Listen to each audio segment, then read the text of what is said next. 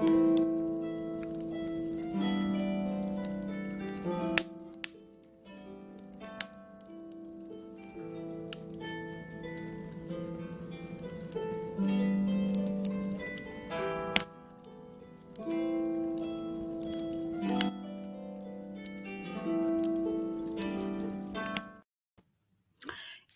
Corja, hello everyone. Eimear Burke here. Welcome to another Fireside Chat, and this is Fireside Chat 127, where I'm in conversation with a member of the Order of Bards, Ovates and Druids. And as is customary and certainly apt at this time, I will begin with my prayer for peace. Gamara Shiakon ar fud na crinne. Gamara Shiakon in our jaili agus in our jirha. Gunari lin len ar kuj garmaka. Gamwich buikus jeev je chwivdaga, the spirit chwivdaga. May peace prevail on earth. May peace prevail in our homes and in our countries. May our missions be accomplished. We thank you, guardian spirits and guardian deities, for peace. As the fever of day calms towards twilight, may all that is strained in us come to ease. We pray for all who suffered violence today. May an unexpected serenity surprise them. For those who risk their lives each day for peace, may their hearts glimpse providence at the heart of history. That those who make riches from violence and war might hear in their dreams the cries of the lost. That we might see through our fear of each other a new vision to heal our fatal attraction to aggression. That those who enjoy the privilege of peace might not forget their brothers and sisters. That the wolf might lie down with the lamb, that our swords be beaten into plowshares, and no hurt or harm be done anywhere along the Holy Mountain, with thanks to John O'Donoghue. So good evening to you all, and let's see where you're all from. Bavaria, Southwest Wales, Portugal, Washington, the Netherlands, Ballina, Southern California, cold, dreary London. It's kind of not too cold here, but damp weather is always dreary in Ireland. Crouch End, Queensland, Australia. Nice to have you up so early, Nora. Maria says, my son risks his life for peace. He defuses bombs for a living. Wow. A very courageous kind of job to have. May he be safe. Niagara, Ballyman, Ireland. Where else are people from? Just lovely to see you all. New York, lovely. Scotland, hi John. And Wyoming, from the lands of Northern Arapaho and Eastern Shoshone. Yakama, I hope I pronounced that properly. Nation in Ellsberg, Washington. Rotterdam. Kootenai in British Columbia, Canada. Anyway, lovely to see you all. And it's great to be back. Northampton, Norfolk Island, Australia again. Sunny Colorado, lucky you. San Francisco, Madrid, Kentucky, Las Vegas. I take it it's hot there in Las Vegas. Anyway, you're all very, very welcome. Cape Town. Wow. It's great to see somebody from more people from the Southern Hemisphere, should I say. And the Southeast, that's the Southeast of Ireland. And deepest, darkest Elmer's End, upstate New York.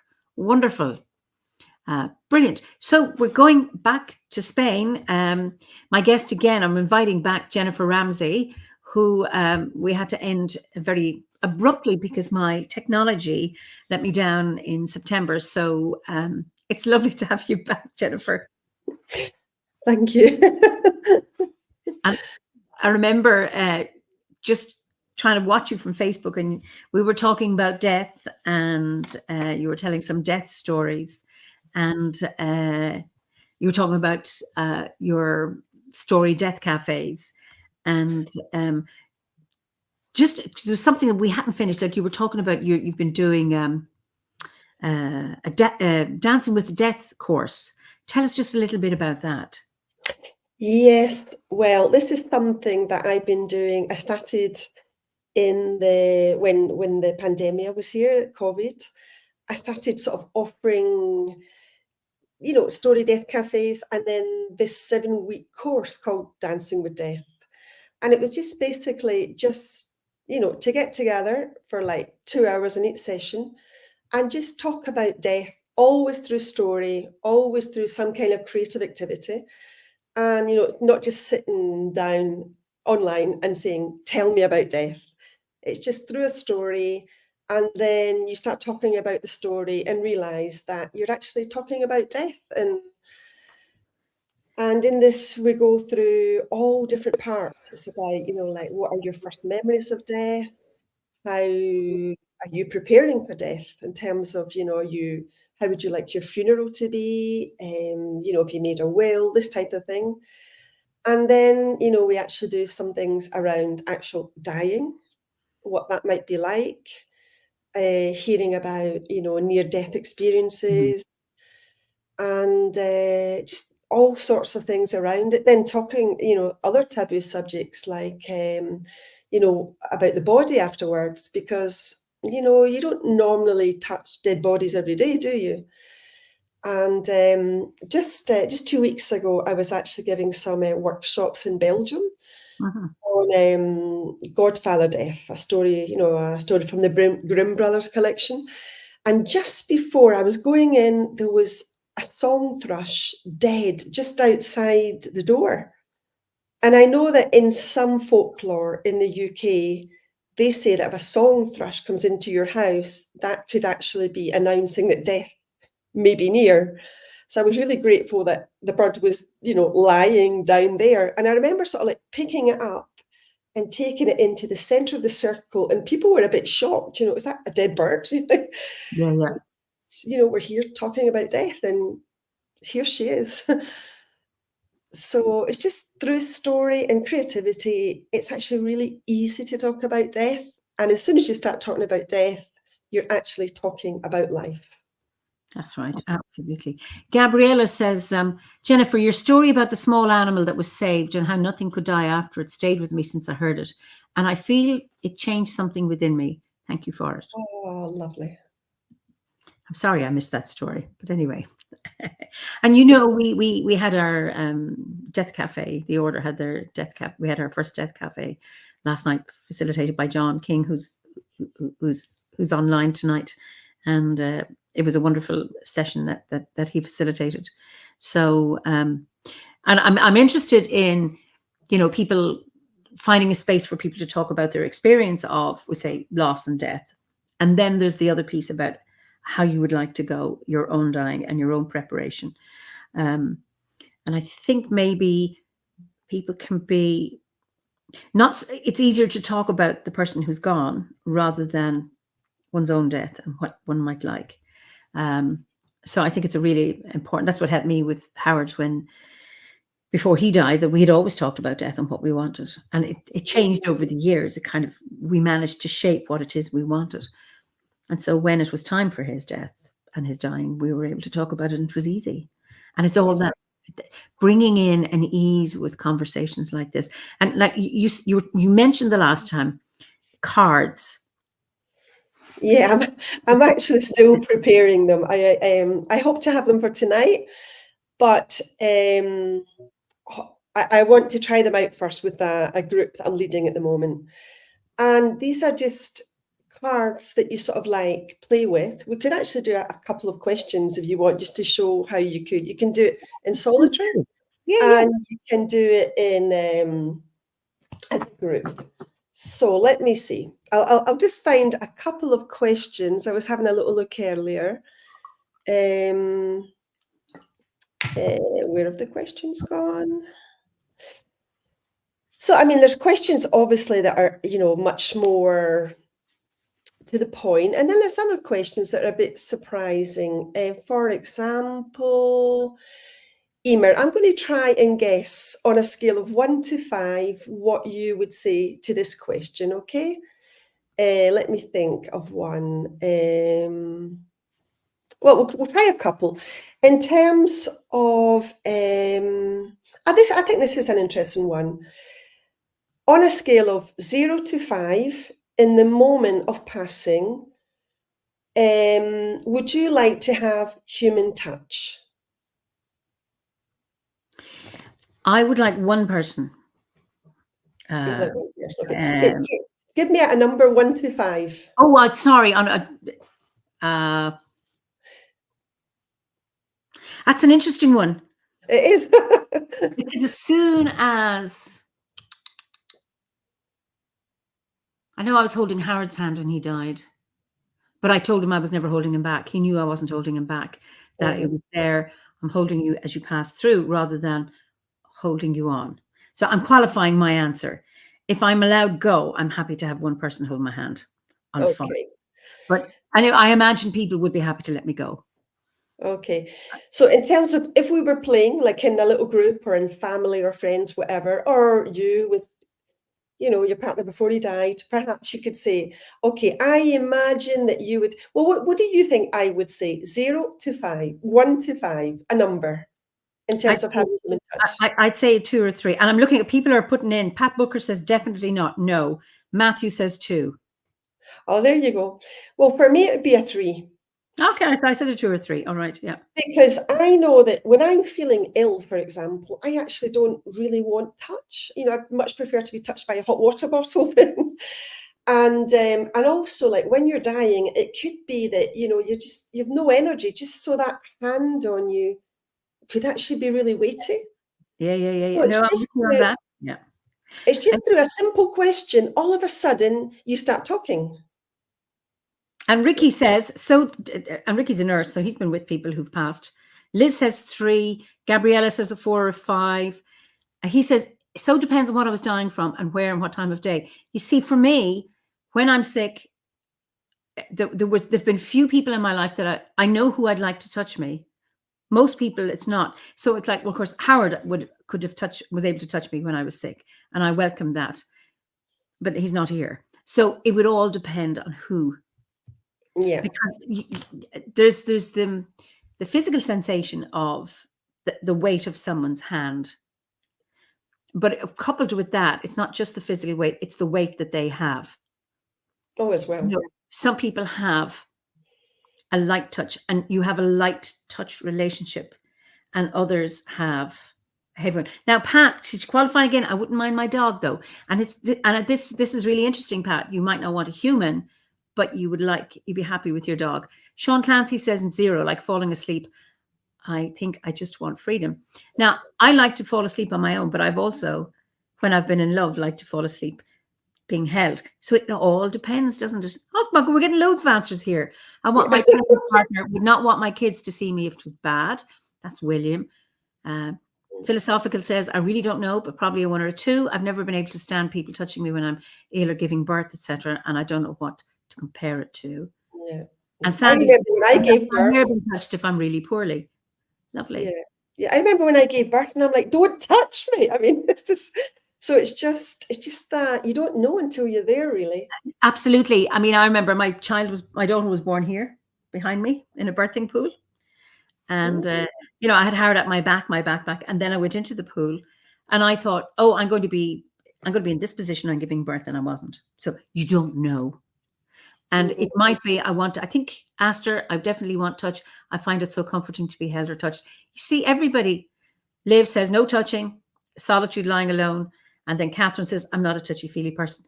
So, we're having a really interesting conversation about this. And it all depends on who'd be there and who it was that would be touching me. Yeah. One thing, I certainly wouldn't mind my sons touching me, but I wouldn't really want someone I didn't know touching me. There's just so much to talk about, isn't there? And it's funny because I used to be a nurse, and as a student nurse, I held people's hands as they were dying. And I wasn't holding them back. They were on their own. They had nobody with them. And so for me, it felt right to, it wasn't that my hand was on their hand. It was like, there was no weight. Do you understand what I mean? Yeah, or even under. My hand was under there. It could also be under, but just not like putting a weight on. That's right. So mine was under. And Kev says, I'd like my wife and kids around my bed, but I think I'd be weirded out if they were all touching me. Well, I think, we don't all, even if everybody's touching us, even now, one person. And Pat says, touch links me to the person I'm touching. I would not feel able to go. That is an issue. I had said to Howard, long before he died, I said, do not wait until I've gone out of the room. I want to be with you, but I promise you, I'll never hold you back. And I didn't. Yeah, and we were, supporting them as he passed on. Absolutely. And Maria Delaney Hughes, me too. I was a nurse and always held the person's hand. It was underneath their hands. Yeah. Yeah. So it's, it all depends. One for sure, rehearsed this last week as I was going into a double bypass, and my wife held my hand as I went under it, very comforting. I felt my son holding my other hand, my son Connell. Oh my God, my son Connell, who died 30 years ago. That's really lovely. Wow. So it all depends. I wouldn't want a stranger's touch, but I know my son waited for his sister and me to hold his hands before he decided to leave from this world. It was on this day 10 years ago. Oh my God, timing. And Owen says, on the exit, there is one way, which I'd be far more open to a shared touch, care, share, and a blessing. After it, once the old form remains, I'd be far more restrictive. Let me go and bind no agreements on the way. Now, John King, who held the Death Cafe last night, and he's finding this fascinating. That's a really interesting question. As someone who's been at real risk of violent death twice, and I comfortable with my own destiny, I really don't know how to answer that. Yeah. Wow. And Ricky says, I think it's like when you offer to guide a blind person, you let them hold you. You don't grip onto them. Yeah. Anyway, Geraldine says, I would like to be prepared by wise women for the final fire. Oh, lovely. Actually, I was just at this very moment, another question has occurred to me to add to the list. And that often people say, people have had these near-death experiences, that, there's someone waiting to invite them through. Sometimes you hear that. And perhaps that question would be, if you had to choose someone, who would it be? And I remember asking that once in a Story Death Cafe, and someone said, oh no, I don't want a person. I would like my dog to welcome me and take me through.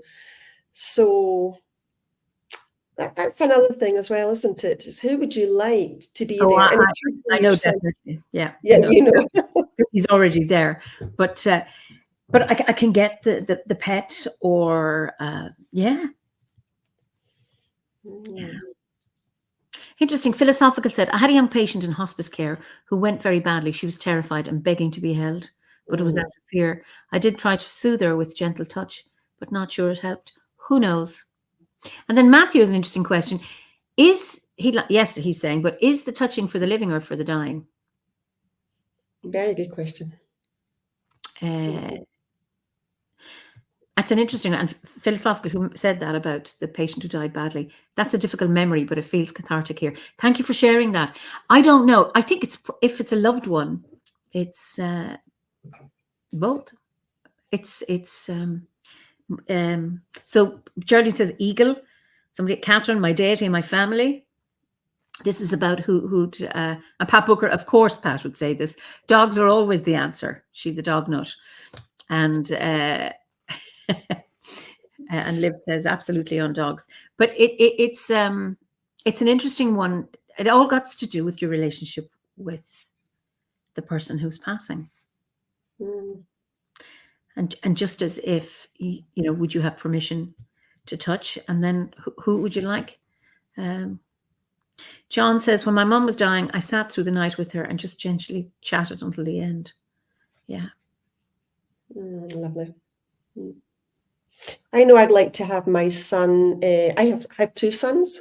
One's a dancer and one's a musician. I would really like to have the music on of Pablo. It's just music I love so much. It's you'd like him to play for you. Well, I mean, he doesn't have to play in that moment, but even if it just music. Yeah, and we had his music on at my mum's funeral. But again, it was like a CD. There wasn't much space for that type of thing. I played the harp for Howard early on in the evening, but not at the time he was passing. I played for him every night, while he was dying, in his last weeks, which he found And then there was one point no, I don't want this.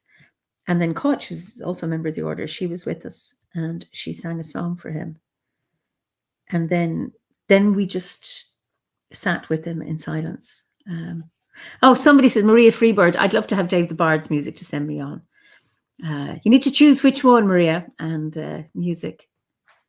Yeah, and also write it down somewhere, because there's one thing saying it here, That's but right. when you're on your dying bed, will anyone remember that? So I think that's one of the important things. It's like, be clear what you would like and, write it down. Sandy Coombs, who's been a guest here, my nan was waiting for me. I was then sent back by her. It was like a vortex and I couldn't do anything about it. Who would I like next time? I really don't know. So she's already had a near-death experience. Wow. Lovely. Yeah. Mm-hmm. Wow. Yeah. And John King says, would like Ashes to Ashes by Deva, Prima and Mitten. A love song to life. Oh, lovely. Yeah, it's a Green and Grey, as Maria would like, Dave the Bard's Green and Grey. And it's funny, I know when I was preparing for my daughter to be born, I thought I'm going to have whale music and I'm going to have this just to all help me calm. And it irritated the bejesus out of me. It's like I thought, because normally I'd like it, it's soothing. And then something just began to jar. So who knows? You can have a death plan, like you have a birth plan. And absolutely. You don't know if at the moment, if that would. Our friend Liam, when he was passing, was listening, not immediately passing, but in the days before, he wanted Shostakovich. And it was just, people are giving loads, Too Close to Heaven by the Waterboys. Sound of Silence by Disturbed, David Draymond. And then Lynn says, it depends on whether I was physically capable, but I fancy just wandering into the woods listening to the birds. Very nice. And Julie Foyle says, Dance of the Dead, Iron Maiden. Yeah. Yeah, we're all different. I wouldn't want Iron Maiden. We're all so different. And I don't know the song. So, Geraldine Hughes, I'm writing my wishes for death in my death poem, working on it presently. Well done. Great. Yeah. So these are really interesting questions. And you know what it is by having look at, there's loads of response from our viewers that it's a great, because I want to talk about death, it's too morbid, no. And then you have those kind of questions. They're not threatening. Yeah, exactly. Yeah. Exactly. And it's a wonderful month to talk about death. When it gets to springtime, I'm normally sort of telling other type of stories, but in November, wow. I know. Yeah. Perfect. My father died in Samhain, and I just wanted to mention Corrie Raven, who passed a few weeks back, and he was my guest in October 2022. So just to remember him, because the last time you were on, Liv Statler had died, and she had been my guest in February. So it's been a number of members of the order have passed this year, so and who've been guests. So I just want to honor him and remember them at this time. So yeah. Okay. So now a story. Okay. I think I won't tell any more death stories. Okay. Let me think. Actually, what's calling out to me is to tell something about peace. Okay. I'm not sure which one. Yeah. Well, at the end, the one, I think I'll tell two little stories. Maybe at the end, there's one that's a sort of like a call to peace. And this one is it's one I like telling when the leaves are dropping from the trees. And I suppose most of the people who are in the Northern Hemisphere, that could probably be your reality at the moment. Well, it's a story from, I'm not sure if it's Burma or Thailand, But there was like a monk and his disciple, and they were walking in a beautiful, beautiful forest.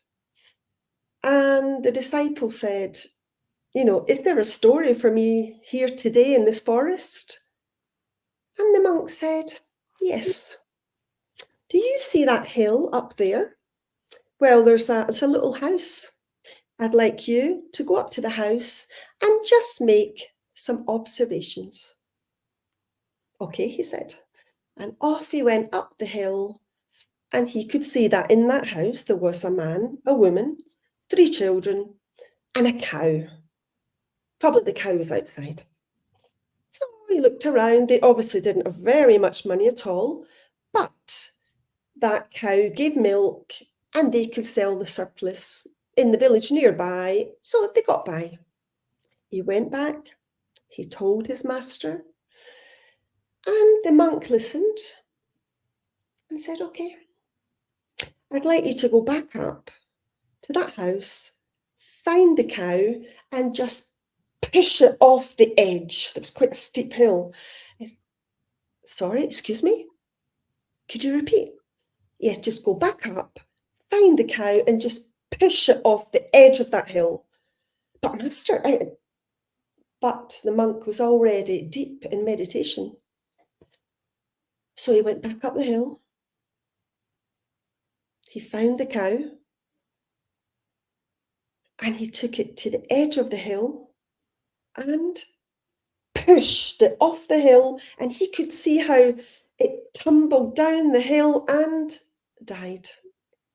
He was so distraught. He went back to his master and he said, the cow lives no longer. And the monk said, okay.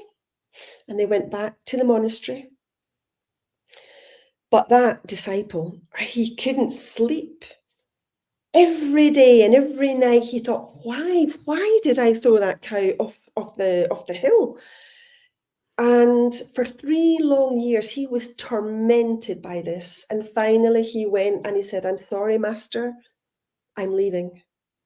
So he left the monastery. He went all the way back to the forest to seek that family, because maybe they wouldn't be there any longer, because now there was no cow.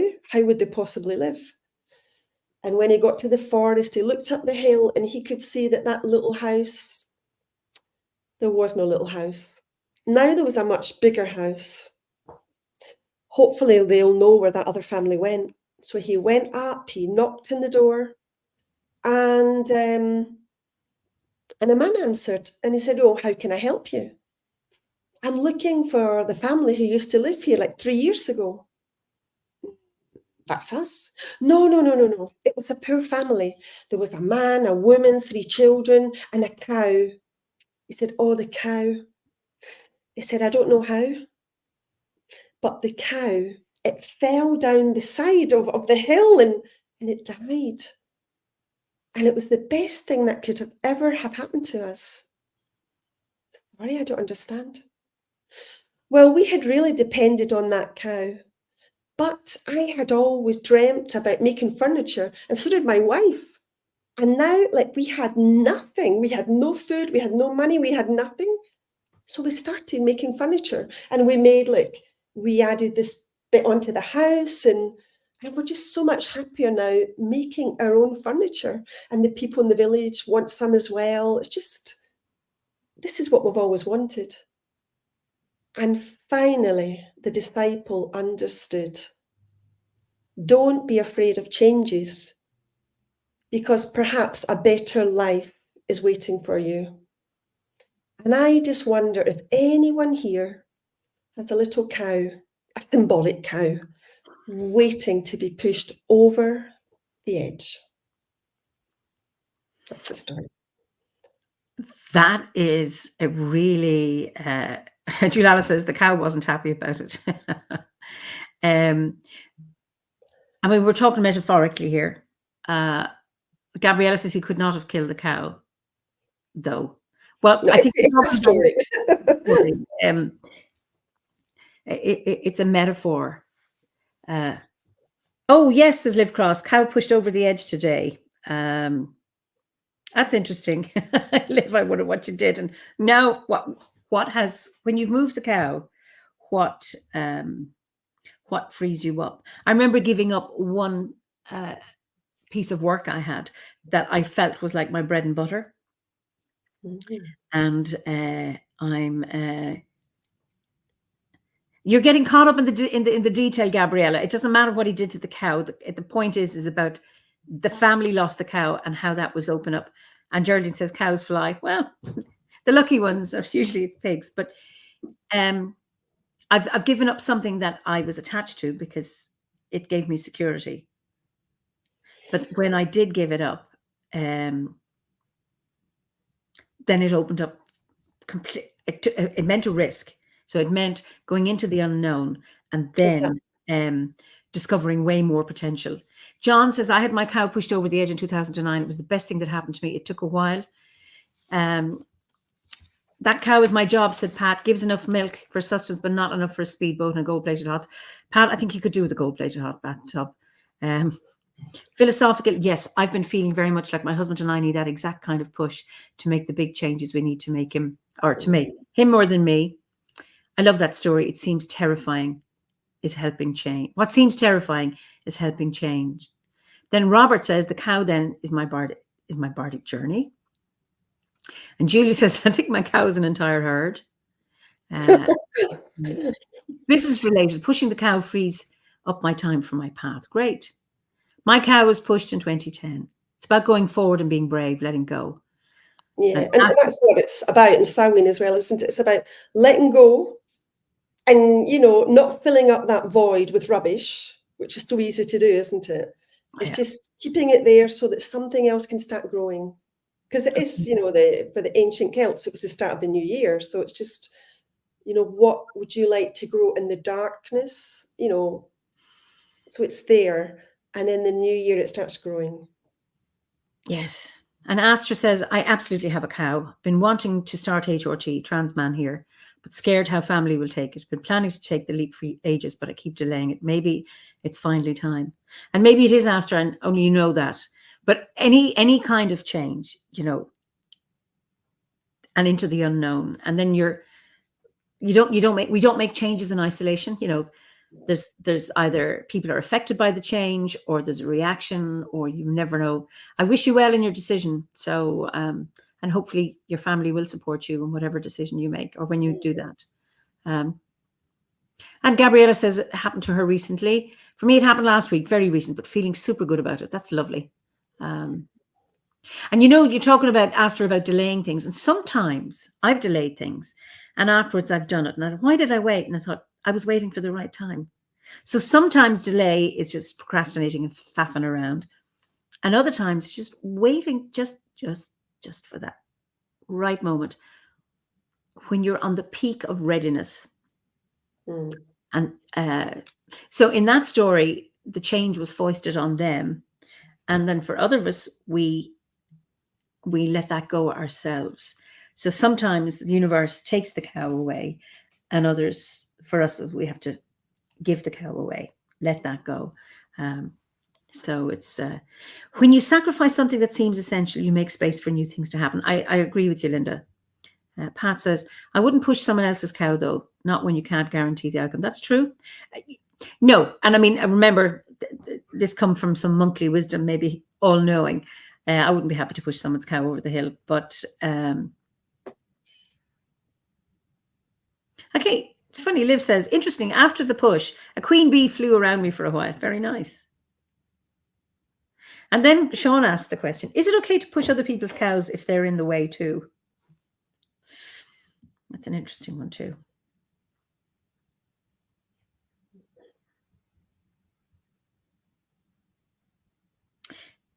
And then James says, we take the necessary steps to make changes, and sometimes the changes are forced upon us unexpectedly. For the unfortunate, they don't experience the changes. Yeah.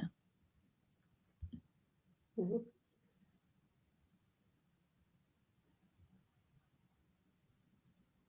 Yeah, Maria says, I tend to love change, but my husband does not. Yeah. So it's, it's like we need a catalyst, and that's the cow. And I know there's one because I live like in a little village sort of in the mountains near Madrid, but I want to go up north Spain because it's a lot greener, the temperature's sort of milder, and it's much more Celtic. I don't know, you never really talk about Celtic Spain, but Galicia and Asturias are they're Celtic lands, and I feel much more at home up there. And what's stopping you? Well, I could list things. Yes. All good reasons. Yeah. I think basically the main reason is my husband's mother's getting quite old, so Yeah. he's resisting. But, I really want to go, and so anyway, that's Hopefully you will get there. You will get there. Yeah. I want to go now. Okay. Okay. May it come. Albie says it's a tough call catching the opportunities. They only seem to come up occasionally like waves that people surf. Younger know if they will come again. Yeah. What does Jennifer know about Reese's negative blood type predominance among the Basques? Well, the Basques are not Celts. They're completely different. Yeah, I don't know much about the blood groups. I do have a lot of Basque friends, but I don't know much about their blood group. Yeah, and I know they're not Celts. They're very different. Yeah. But their mythology is lovely. It's very much kind of, very nature connected. So, that part is really quite similar. Yeah. The river spirits, and I feel very connected in that way. Brilliant. Okay. So now, so often I ask a question, what is the greatest challenge you've had that you've overcome? Because your next challenge is to get to the north. But anyway, in the meantime, what challenges have you overcome up to now? Oh,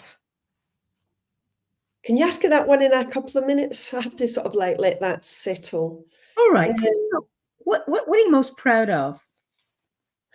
Definitely my sons. Absolutely. As I say, can I just quickly tell, Danny was, he's 22 now, but I remember when he was 14, a typical teenager, not interested in anything. And I pushed him. I didn't push the cow off the hill, but I just said, you're going to spend a month down in the south of Spain in a performing arts school. And he's like, no way, no way. And I really sort of said, yeah, you're getting on the train, you're going, everything. And he did. 3 days later, he called and said, I want to be a professional ballet dancer, classical ballet. I was like, wow. Yeah, Danny. Well, I think it was like 3 years later. I think 3, it might have been 4, 3, I think. He was dancing in the English National Ballet.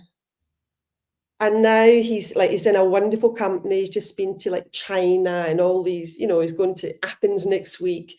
And that was just, like pushing someone. And what's the difference between pushing and listening to your intuition? Do you know what I mean? When you're a mother, when you're a parent, when do you push too much, or when are you listening and know that you need to? So that's Danny. And the other one, Pablo, he plays the most gorgeous music, bal folk, and his group is called Quercus, which is the scientific or the Latin name for oak. Yeah. And he's doing a PhD in moss. And I just think it's so lovely that his group is called Oak and he's studying moss. And absolutely. That's wonderful. And it's interesting as a parent, trusting your gut about doing something. I sent my daughter, both my kids, my son has never been to school, he's 25. They were educated at home. And so when my daughter was 14, my husband was dead a year, and I went to the dark side and I sent her to school. So I sent her to a Gael school, and she didn't have any Irish. And it was the only school that didn't make my stomach churn, because the reasons why we home educated are still there. Okay, and we're very arrogant parents. We will do a better job.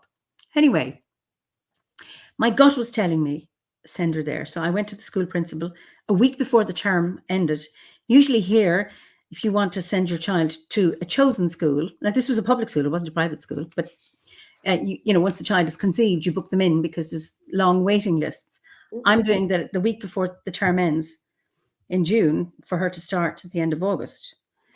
Not having a clue, because I hadn't been through this. I wasn't aware of all the, because it wasn't my thing. So I wasn't concerned about when you book your child into a school. And I went and because I had my Irish, I spoke to the teacher in Irish, and I said, and she said, does she have any Irish? I said, no, she's had a few words. Because when they were very young, my Irish wasn't good enough to teach them.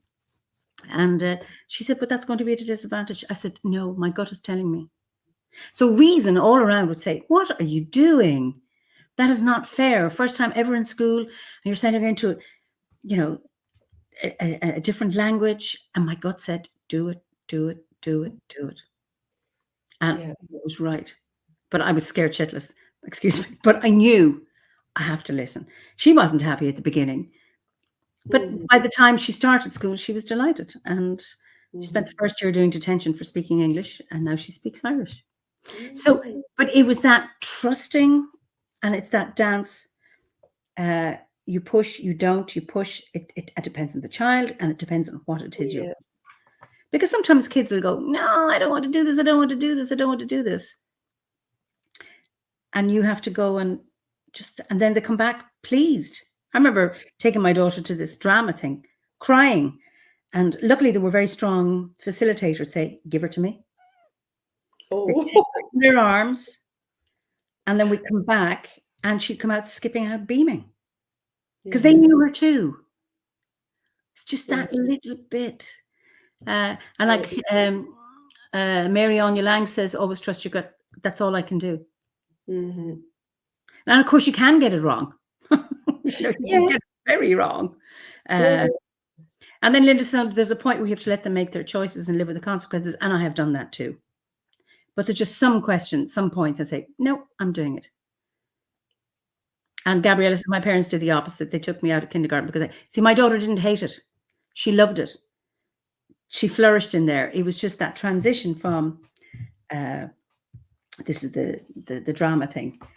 After that, she loved it because she would come out smiling. If she had come out crying and spent the whole time distressed, I wouldn't have put her through it. No, there was another thing. My son, and we wanted to take him to film skills, and he couldn't cope.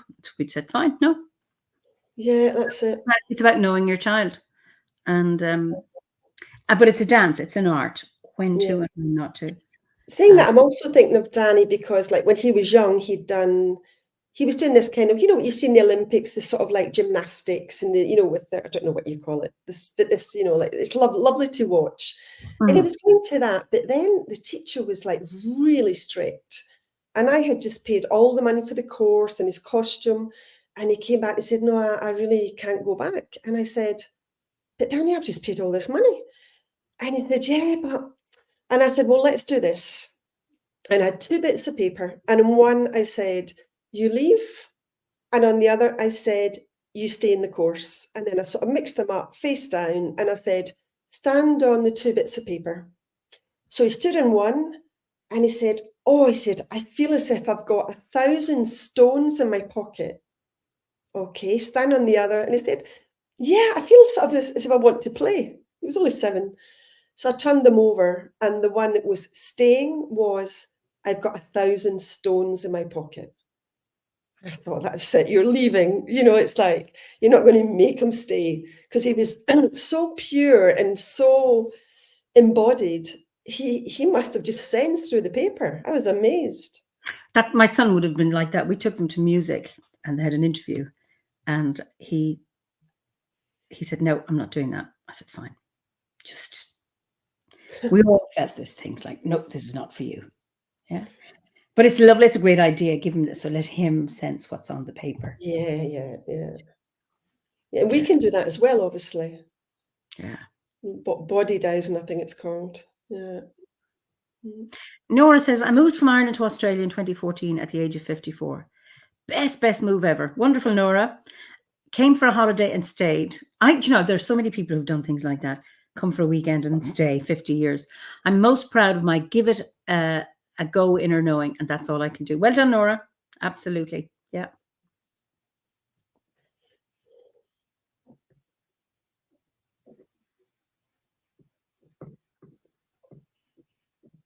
So you said, give your moment, your greatest achievement. Well, that was my greatest achievement, Your Pablo kids. and Danny. Yeah. So what's the most reckless thing you've done? Well, I think probably when going off traveling. Like, because I really, really, when I was younger, traveled around the world, but I didn't have any money around, like really, really no money. I remember being in New Zealand with 10 cents. God. And I mean, this was a long time ago. There was no like internet, and I just thought, oh my goodness. And I picked up the I was in a hostel. I picked up the yellow pages, and I looked and I saw there was little farms nearby, and I just chose one. I put my 10 cents in, and a woman picked up the phone, and I said, "Are you looking for anyone to come, like just like board? I'll work, and you give me board and lodgings." And she said, "Okay." "Oh, I'm here with a friend. Could she come as well?" "Okay." "Could it be right now?" And she said, "Okay." So I think if it's things like this, I mean, the last 10 cents in the whole world and at the other side of the world, I think that was quite reckless. So I used to do a lot of sort of silly things like that. Yeah. But I didn't Ooh. think I was going to die or anything. I just thought, oh, I've no idea how I'll get out of this. And but pretty reckless, yeah. But it shows actually the resilience, that you use the last 10 cent to make a call, Yeah. And it's the and gut feeling something again. guiding you to choose the right, you're talking about the right number to ring, the right Yeah. farm, Yeah. uh, and, putting it out there, asking for something. Yeah. Yeah, because when I got to Australia after that, because they actually, in the end, they were such a lovely couple and they gave us some money, a little bit. So when I arrived in Australia, I had $10. Oh my Really, God, really. you had prospered. You had gone up in the world. Oh, Okay. yes, I really had. So I could sleep in a hostel. And again, I remember looking at the newspapers and I made a phone call. And one of the flats said, okay, you can move in today without even seeing it and pay in 2 weeks. So I went to the flat, I just arrived. And from there, I phoned some language schools in Sydney, and one said, okay, you can start in an hour. So I went to the school, and when I came back that evening, I went round asking restaurants near where my flat was, and I got a job in an Italian restaurant. And that was all in 24 hours. And I didn't have a work permit. I lied. I said that I did. I didn't. Wow, wow, I mean, wow. Yeah. these things only happen when you really do push that cow off the hill or the mountain, because if you don't, I keep thinking now that I really want to leave. Do you know what I mean? Although things are so comfortable here, I've got work here. I can go around telling stories, but I don't want to be here.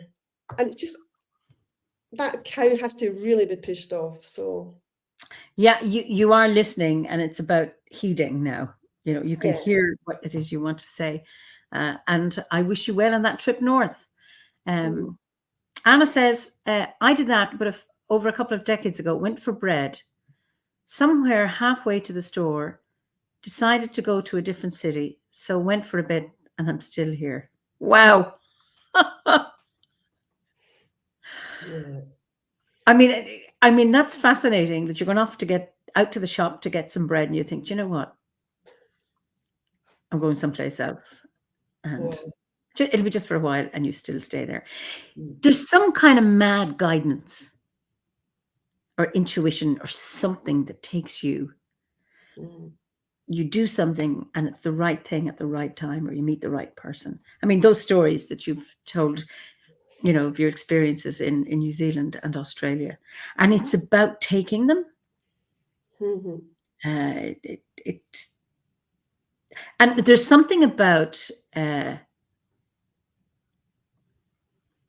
just being open to that, taking that risk. John says, it seems to me that Providence will push the cow off the hill.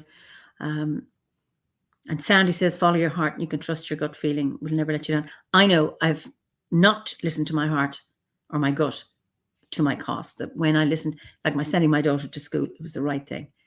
Just, no, I have to listen, I have to listen. Um, Mm. And then Linda's saying, that's how I feel. I have a lovely house and a job. It's very comfortable, but I know I need to move again. Yeah.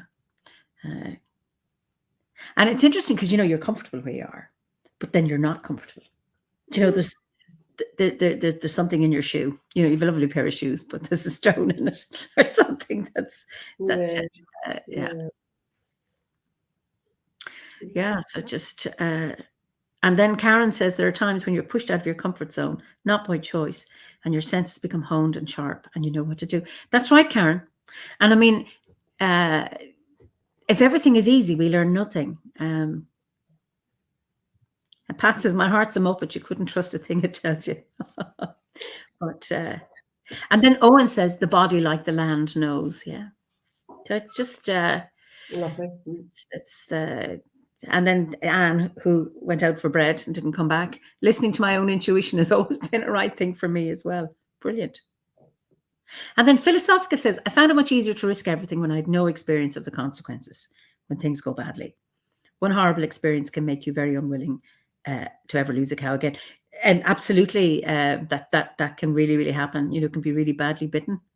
And, there, but for the grace of spirit, go I, that I've made choices and gone down a particular path or over a particular hill, and it worked out. That's true.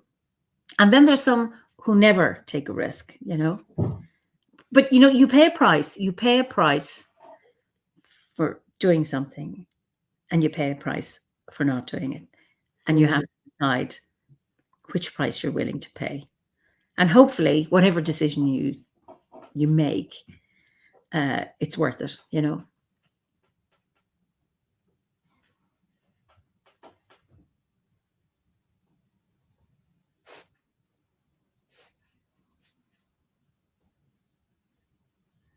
Do you have any regrets after all that recklessness? I don't think I do. I don't think I do. No. Yeah. I think perhaps when I actually leave here, my regret will be that I stayed so long. Okay. Yes. Well, I kept thinking I'll wait until Danny's 18. I remember that was always the excuse. And now he's 22 and he lives in Switzerland. I'm still here. Okay, he's gone. Okay. Then COVID came along and things were complicated. So now I don't have any excuse that there was, it's just, when you do have young kids, it's more difficult to leave, isn't it? Yeah, got their friends and everything. So, but I don't have that excuse anymore. No, I don't think so. Regrets, no. It's a lovely place to be. What would you say you're most grateful for? Well, again, it would be my sons. Yeah. I just feel emotional even talking about it. Sometimes I think, because I never ever wanted to have children. Like, I really didn't. I mean, when I studied biology in Edinburgh, and what I wanted to do was a PhD studying chimpanzees or primates, and that was my intention. And I thought, I'd love to. I even went to on my travels. I even went to Sumatra because I wanted to work in an orangutan rehabilitation camp. And I wrote letters. I didn't write back. I got someone to translate it into Indonesian. I sent the letter, nothing. So I went to Sumatra and I turned up and they said, no, you can't work here. And I said, yeah, I've got a biology degree. No. So I was right next to them. I could even, touch them if I wanted. But I wasn't allowed to work there because I didn't have, a letter from the university in Holland or something. I don't remember what it was. So I don't remember what the question was. I've gone what are you for grateful for? Grateful. I mean, I'm just grateful for life. I'm grateful for so many things. Grateful. I'm also grateful for being born in Scotland. Mm-hmm. Although when I lived there, I was thinking maybe the biggest challenge was when my dad told me that I couldn't go and study because he was quite traditional. He was a man of his times. Do you know what I mean? It's just like that. In those times, that's the way people thought. Working class in Glasgow, that you'll be getting married, you'll have children. Why do you want to go and study? And because he said that, that's it. I am going to study. So I think it's that initial thing. It's like, oh my God, that's it. You're not going to tell me I'm not doing it. So that was probably the biggest challenge at the beginning, just getting away, and went to Edinburgh, fell in love with Edinburgh. I think it's so gorgeous. I've never been. Oh, it's just absolutely gorgeous. I think for me, it's one of the most beautiful cities certainly in Europe.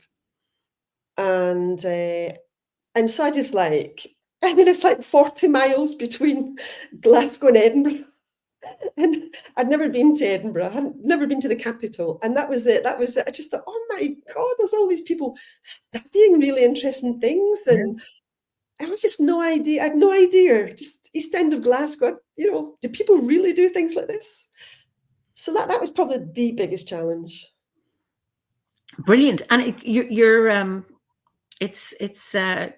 Albie says, such a strong will and the trust to get out to Sumatra and follow your dream. So you've have that in you to go for it and head off into the unknown. And that'll get you north as well. Yeah. And then I think reckless as well. I remember a long time ago as well, I spent a summer in Israel and a month in Egypt.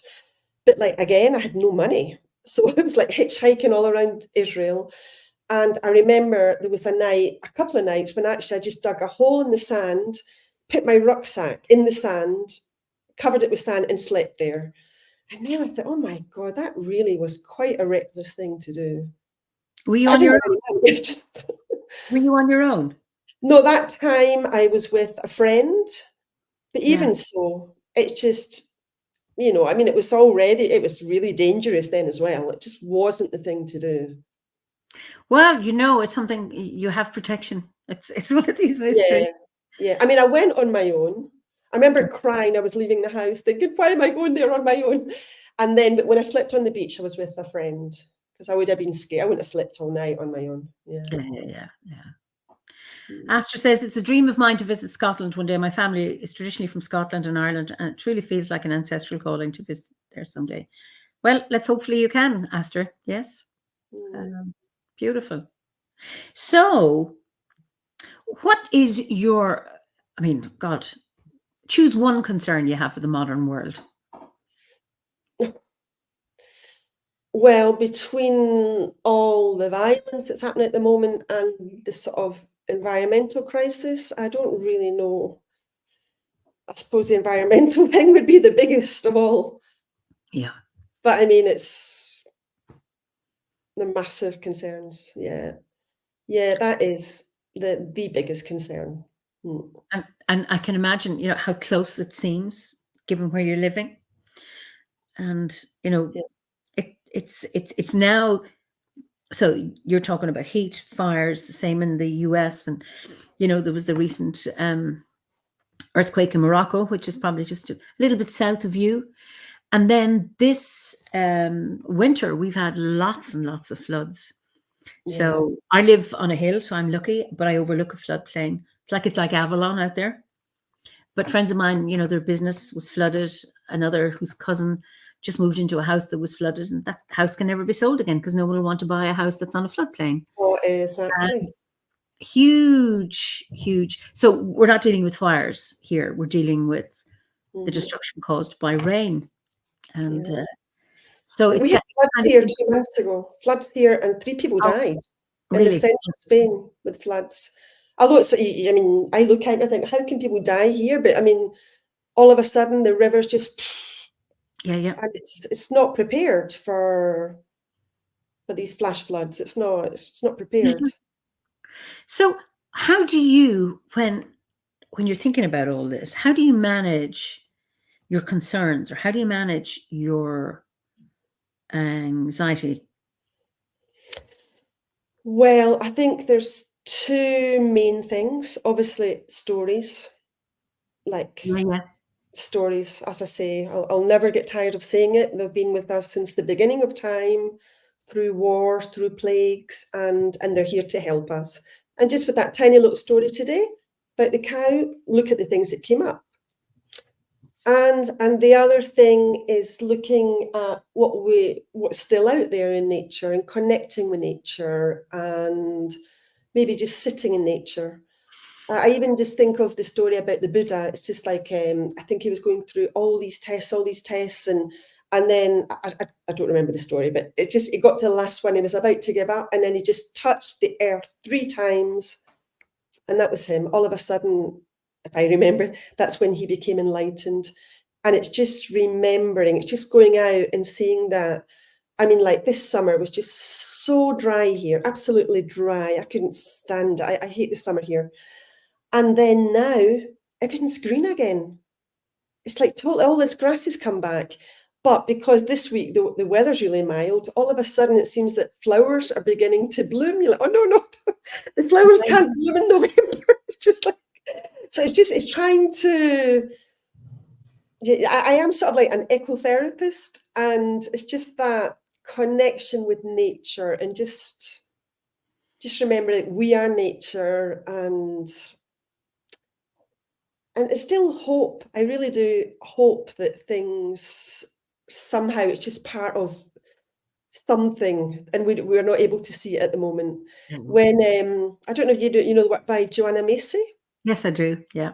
And I love, there's things that you do, it's just like, try and imagine like in 7 generations or 200 years, whatever, just that they're sending a message back to you saying, oh, thank you so much for doing what you're doing. And just something like that, it's just like, it just gives me strength. So that's why I also do story climate cafes as well. Yeah. And it's just like every little thing that you can possibly do, just to try and help. So just to keep that light burning, basically. And we don't know if what we do helps, but we need to do something. Astra says, he's in South Africa, or they're in South Africa. Environmental crisis is always at the forefront of my mind too. Going to be voting for the first time soon. I'm dismayed that there are no parties in South Africa that have environment as a main concern. Start doing neighborhood cleanups and making eco bricks to ease my hopelessness. And there's something, it's about doing things, keeping your hands. I don't know on a scale of things what eco brick is going to do, but in your own little corner, they're doing something. Doing a neighborhood cleanup, that makes a difference to a few people. Even that in itself it's a small thing, but can be a big thing. Yeah, my son does that here in our village, and he's been doing it like for the last 6 years, just getting groups of people together. Let's go and do this. Let's clean up here. And just, it's just a tiny thing, but wow. Yeah, absolutely. So, and also being grateful for what we have, like that really helps as well. I'm so grateful for the gorgeous leaves. I just, every time yellow, red, I just absolutely adore autumn leaves. I am so grateful for them. I think it's important that if we can find 3 things each day at the end of every day that we're grateful for, even in the middle of whatever pain, sorrow, torment you have, or hardship, because it's not about ignoring the pain, but it's around it. To me, gratitude is a lifeline. Mm-hmm. That it keeps me out of hopelessness. Pat has a question. I wonder if the impending population collapse would be a straightforward benefit for the planet.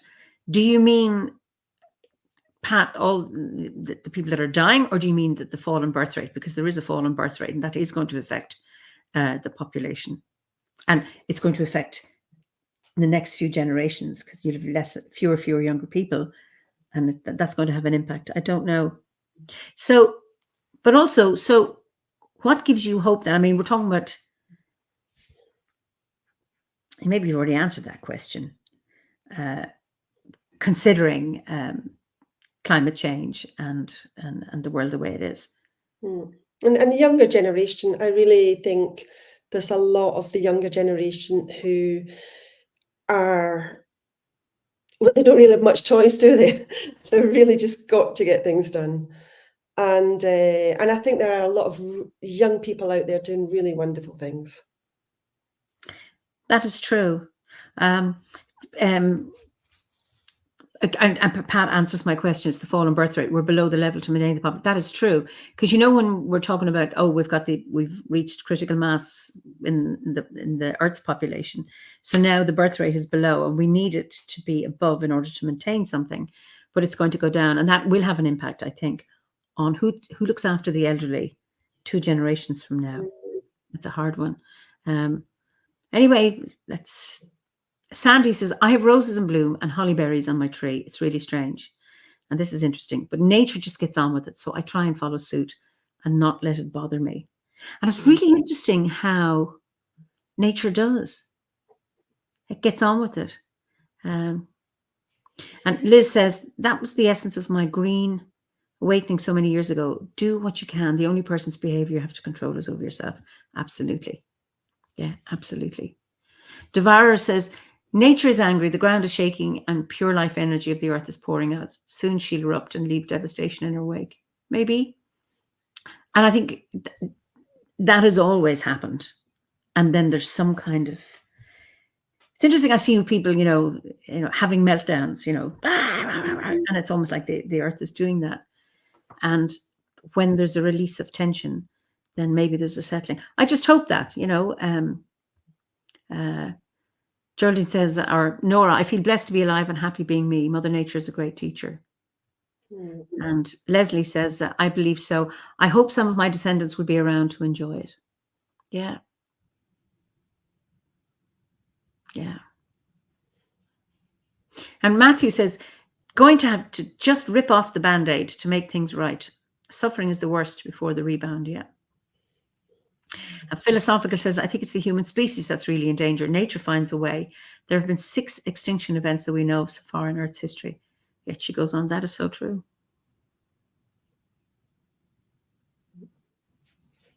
Yeah. And Devara says, I'm just worried about our brothers and sisters in Iceland. Yeah. So it's... And they have that. And then there are other parts too suffering because of severe droughts, you say, in Africa. And anyway...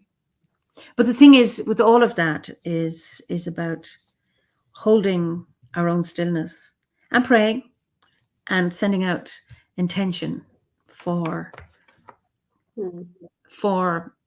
peace, for sanity, for a desire for connection. We think of all the conflicts that are going on.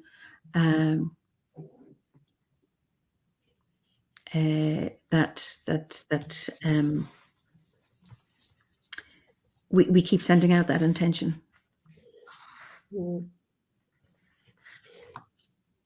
Anyway, I said we'd stay for an hour. We've gone over the hour. Matthew says, the humans have been around for a blink of an eye, time-wise, and the world will shake us off the same as dog does water. And Karen says, nature adapts and reclaims. Geraldine says, love your mother, which I assume she's talking about the Mother Earth. So it's been a really enjoyable conversation. And again, we could go on and on and on and on and on. Could I just tell a tiny little story to finish? Go on. Yes, you can. A tiny little one. Like, I think it's 3 or 4 minutes. Great. Okay. And so in this story, we're going to go to North Africa and to the Sahara Desert, where, as you know, there's lots and lots and lots of sand, but there's really not very much water.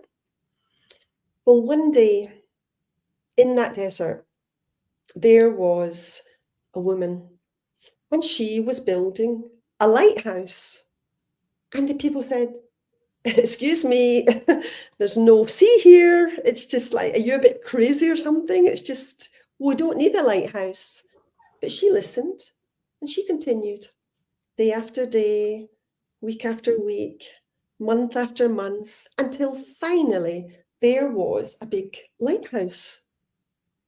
Well, that night it was completely dark, no moon, a couple of stars. And she switched on the lighthouse. And in that very instant, this beam of light just lit up all the desert. And at the same time, there was this strangest sound. Shh, shh,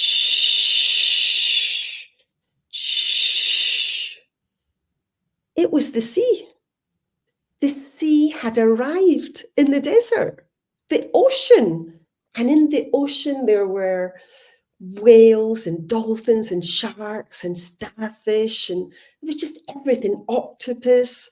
There were pirates. There were mermaids singing. There was just everything. And all the people said, but this is impossible. It's just impossible. It can't be happening. Everyone said it was impossible, apart from that woman, because she knew that if you light a light in the darkness, then anything is possible. Eimear, I'd like to thank you for everything that you're doing, because you're lighting a light in the darkness. And if everything is possible, I think if we just all perhaps just wish for peace, connect with our hearts and just wish for peace in all these areas of conflict, then perhaps it will be possible. So perhaps just close your eyes for a few seconds and just imagine the light and the peace.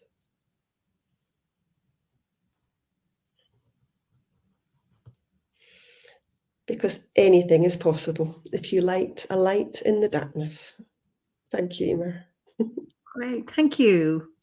Lovely.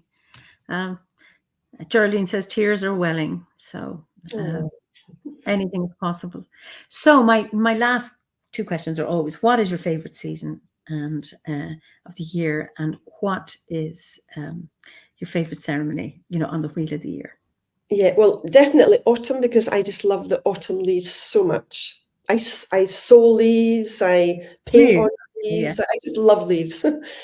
And Samhain. I just think it's so witchy, and just working like with the herbs and the plants and the earth energy. So yeah, very easy answer. Gabriella said winter and salad. So you got one of them right, Gabriella. Gabriella likes to bet to guess, participate. So I do like. I mean, I like everything basically apart from the summer where I live. It's just too hot and dry. Yeah. I love autumn. Absolutely, just adore it. Yeah, and the smell of autumn and everything. So Astra says, so beautiful. Thank you for being a light in the darkness tonight. And it has been a really, really enjoyable conversation. Philosophical says, thank you so much, Jennifer, for your wisdom and wholesomeness. This has been so refreshing. A lovely evening, great stories. Thank you both. Another interesting and immensely inspiring fireside chat. Good wishes and blessing to all gathered here. And John, what a lovely, inspiring chat. Thank you both. Much food for thought. So,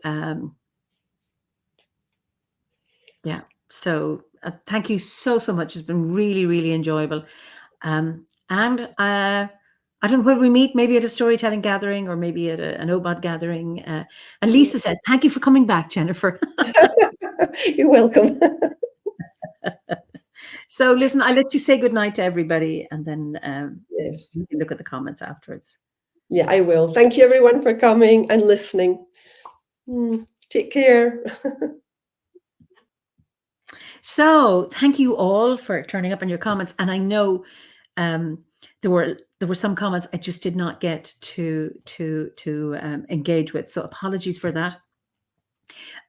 It's been really a really heartwarming and really fascinating conversation, and particularly how you joined in as well, particularly around those questions around end of life situations. So I will be away next week because I'm telling stories, but I'll be back in 2 weeks' time. So in the meantime, slán go fóill. Have a good evening, good afternoon, good morning, or if you're listening to a recording of this this chat. And I know in Ireland, I know in the Southern Hemisphere it's Bealtaine, but here it's still for the month of November, it's Samhain. So I like this time, and I'm very aware of the Samhainness of the landscape, and really enjoying it in this dark time, and this time to remember ancestors. So I wish you all peace, joy, and inner strength until we meet again. So slán.